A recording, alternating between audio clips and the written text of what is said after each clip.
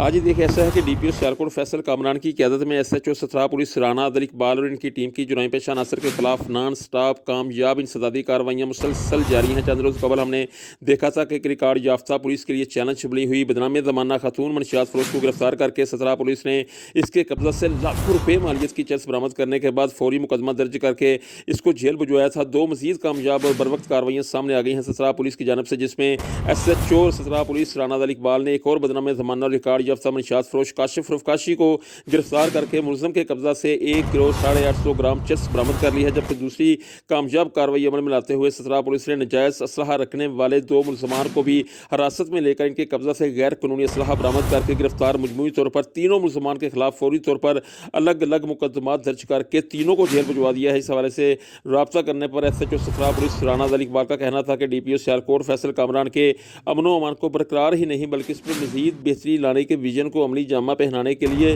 हर मुमकिन इकदाम किए जा रहे हैं। शहरियों की जानो माल इज्जत और आबरू की हिफाजत पुलिस का फ़र्ज़ है और इस फ़र्ज़ को निभाने के लिए कोई कसर ना उठा रखी जाएगी। दूसरी जानब कामयाबी इंसदादी कार्रवाइयों पर सथरा के अवामी समाजी हलकों ने सथरा पुलिस को भरपूर खराज तहसीन पेश किया है और सथरा पुलिस स्टेशन में एक क्राइम फाइटर एसएचओ तैनात करने पर डीपीओ सियालकोट फैसल कामरान का शुक्रिया अदा किया है। जी।